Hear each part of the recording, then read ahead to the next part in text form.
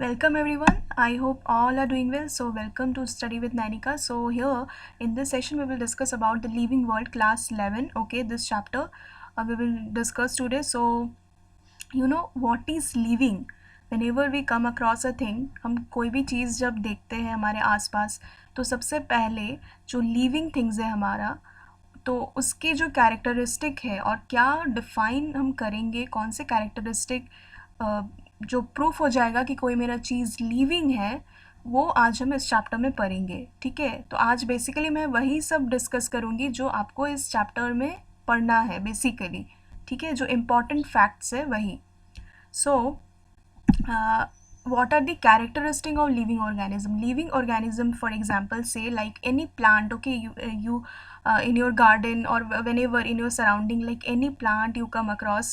Okay, so what are the characteristic of that plant for which we say that yeah, it is a living organism, or it is a living thing, or it is a living anything. Okay, animal, like say.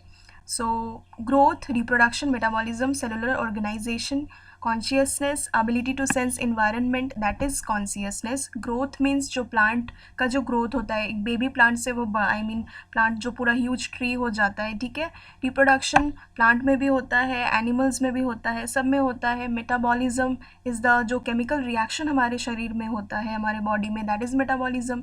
cellular organization, जैसे छोटे छोटे एक cell से जो जितने भी सारे organs बनते हैं, that is cellular organization. ठीक है, एक पूरा ऑर्गेनिज्म का जो ग्रोथ होता है। So growth, reproduction, metabolism, cellular organisation, consciousness, self replicating and self regulation. Okay, ये जो है ये basically these are the characteristics of living organism. कोई भी लिविंग ऑर्गेनिज्म का जो हम बोलेंगे प्रॉपर्टीज़ है, इसीलिए ये लिविंग है। तो ये आंसर अगर आए बोर्ड्स क्लास 11 का जो सीबीएसई का जो एग्ज़ाम होता है, जो ऐसे आपका एनुअली जो एग्ज़ाम होगा उसमें तो ये सारा आता है। And this is also important for your NEET. Okay, medical entrance. Okay, for any medical entrance this chapter is very important. So growth, reproduction, metabolism, cellular organization, consciousness is ability to sense environment. Self, जैसे अभी गर्मी है, अभी ठंड है, हम लोग ये सेंस कर पा रहे हैं, सो that is are consciousness, right. Self replicating, खुद से रेप्लिकेट कर पाता है, बहुत अगर एक है तो एक से 2 4 ये होगा self replicating, that is cells. And self regulation, अपना अंदर का जितना भी सारा एक्टिविटीज़ है, okay, that any cell of any living organism, जैसे मेरे अंदर जो जितने भी सारे सेल्स हैं वो अपना मेरा जो फंक्शन है बॉडी का वो अपना वो कर पाते हैं, तो that is self regulation, right. Then reproduction and growth are not defining properties. Reproduction and growth ही सिर्फ डिफाइनिंग प्रॉपर्टीज़ नहीं है। हम ऐसा नहीं बोल सकते कि कोई भी living organism reproduction and growth ही हो इसमें तो हम ये लिविंग है। ठीक है, नहीं भी हो सकता है, they are not the defining properties.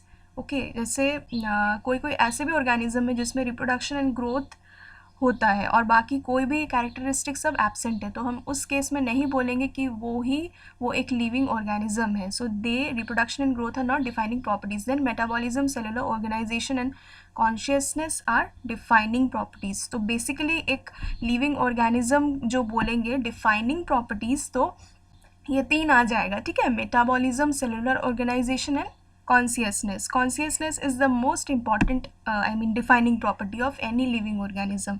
ये बहुत important चीज़ है बच्चों, ये याद रखो। Metabolism, cellular organisation and consciousness, ये 3 इम्पॉर्टेंट है। And for like any living organism अगर हम बोलेंगे वो लिविंग है तो ये तीनों प्रॉपर्टी उसमें रहना चाहिए, जैसे metabolism, cellular organisation and consciousness. ये आपका जो एनसीईआरटी बुक है वो मैंने यूज़ किया है, ठीक है, इस पीपीटी को बनाने में। सो रेफरेंस आप लोग वहाँ से ले सकते हो या इसका स्क्रीनशॉट ले लेना एज ए नोट। ओके, इसी को पढ़ लेना, स्क्रीनशॉट लेके रखो, ठीक है। And then metabolism, cellular organisation and consciousness are defining properties. Okay, now moving on to the next slide, we have what do you mean by biodiversity? ठीक है, so the term used to refer to the number of varieties of plant and animals on earth. Okay, so the term which is used to refer to the जितने भी सारे number of varieties है हमारे आसपास surrounding में, जितने भी सारे plants है, जितने भी सारे animals है, oceans में देखो कितने सारे living organism है, नहीं, अर्थ में भी है। सो जो डाइवर्सिटी है that is known as biodiversity. Okay, Now moving on to the next slide, we have nomenclature. Nomenclature. What do you mean by nomenclature? So standardize the naming of living organism such that a particular organism is known by the name all over the world. जैसे mango का जो है mango, ठीक है, mango को तो mango ही बोलते हैं ना सारे दुनिया में. हम लोग तो कुछ और चीज़, जैसे बानियान ट्री को हम लोग बानियान ट्री ही बोलेंगे, ठीक है. बानियान ट्री का जो साइंटिफिक नेम है, या मैंगो का क्या है, मैंगीफेरा इंडिका है साइंटिफिक नेम. हम एक ही नाम बोलेंगे ना सारे दुनिया में. अगर हम मैंगो का दूसरा नाम रख दिए तो कोई बोलेगा ये तो कोई बोलेगा दूसरा चीज़, तो कन्फ्यूजन हो जाएगा. इसलिए मेरे को क्या करना है, नेम को स्टैंडर्डाइज करना है. जैसे मेरा नाम है नैनिका, सो मेरे को तो नैनिका ही ना बोला जाएगा कि अगर मेरा कोई दूसरा नाम रख दे तो कन्फ्यूजन नहीं हो जाएगा. तो इस वैसे ही सारे चीज़ों का, सारे फ्रूट्स, वेजिटेबल्स, सारे जितने भी सारे लिविंग ऑर्गेनिज्म है, सबका साइंस में, बायोलॉजी में हम लोग एक डिफरेंट नाम, स्टैंडर्डाइज एक नेम रखते हैं. That is the nomenclature, that is known as nomenclature, right. So it says that a particular organism is known by the name all over the world. एक particular name, जैसे mango का है क्या, Mangifera indica, right? Yeah. So moving on to the next slide, we have identification. Nomenclature or naming is only possible when the organism is described correctly and we know to what organism the name is attached to. Identification मतलब अगर हम लोग उसको identify करें कोई plant को कि या ये स्पीशीज़ में आता है, तो हम लोग क्या करेंगे, उसको नेमिंग करेंगे, करेक्टली नेमिंग करेंगे, ठीक है, नोमेनक्लेचर करेंगे उसका. तो अगर नोमेनक्लेचर तभी पॉसिबल होगा अगर हम लोग उसको सही तरीके से आइडेंटिफाई करें. जैसे ये प्लांट ये स्पीशीज़ में आता है, तो अगर हम उसको अच्छे तरीके से, सही तरीके से आइडेंटिफाई करेंगे तभी जाके क्या होगा, नोमेनक्लेचर पॉसिबल है. Otherwise nomenclature is not possible. If we identify the plant wrongly, okay, then identification is not possible, okay. So identification is very important for nomenclature. Now the need for classification. need क्यों ज़रूरत है classify करना plant को, जितने भी सारे, to organize the vast number of plants and animals into categories that could be named, remembered, studied and understood, ठीक है. जितने भी सारे vast number of plant and animal है उनको कैटेगरी में नेम करना, रिमेंबर करना, याद रखना, फिर उनको स्टडी करना और उनको समझने के लिए हमें क्लासीफाई करना बहुत ज़रूरी है. So that is the need for classification, right. Now moving on to the next slide, rules for nomenclature. क्या क्या रूल्स है, जैसे लैटिनाइज्ड नेम यूज़ होता है. Latinised names are used written in italics and first word जो होगा कोई भी नेम का that represent the genus. Second word is species name, so printed in italics. If hand written then underline separately. ऐसे book में देखिएगा italics में scientific name print होता है, बट आप जब लिखोगे अपने कॉपी आंसर शीट में तो उसको अंडरलाइन करना, अंडरलाइन, ठीक है. जैसे मैंगीफेरा इंडिका को underline, you have to underline, okay, then it will be regarded as correct scientific name. otherwise underline नहीं करोगे तो वो कोई scientific name बोल के proof नहीं होगा, ठीक है. so first word starts with capital letter and these are the rules how to write the name. पहला जो word है वो start होगा capital letter से and जो species name है that is वो small letter से start होगा, ठीक है. and पहला जो वर्ड है वो जीनस है, सेकंड वर्ड स्पीशीज़ है, ठीक है. Latinised names are used which are written in italics in your book. पहला वर्ड जो है वो जीनस है, सेकंड वर्ड क्या है, जैसे mangifera indica, mangifera is species name, indica is genus name, right. Then moving on to the next slide, ICBN international code of botanical nomenclature. ये जो PPT में मैंने जो भी ऐड करा है वो मैंने देख के ही बनाया है. इसी से आपका क्वेश्चंस आएगा बोर्ड में, सॉरी क्लास 11 में और नीट में भी. ये सब इम्पॉर्टेंट फैक्ट्स है, इसके अलग आपको कुछ नहीं पढ़ना है इससे अलग, ठीक है.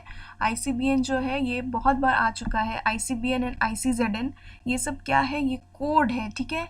ICBN is International Code of Botanical Nomenclature for giving scientific name to plants. plants को लिए जो scientific name हम देंगे that is ICBN, वहाँ से कोड मिलता है, ठीक है. ICZN जो एनिमल्स को साइंटिफिक नेम देता है, international code of zoological nomenclature, ठीक है.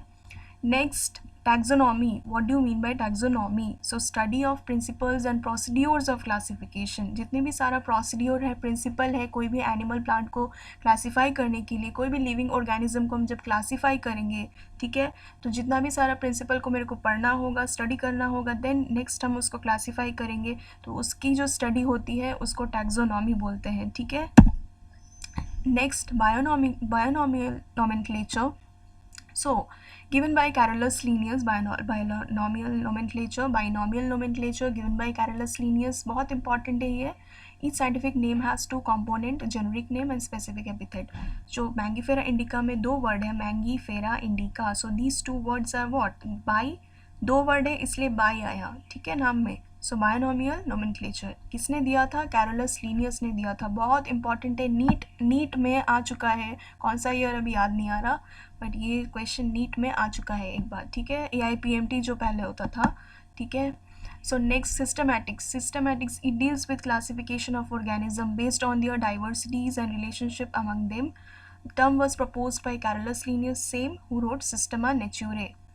सो ये बुक उन्होंने लिखा था कैरोलस लीनियस ने.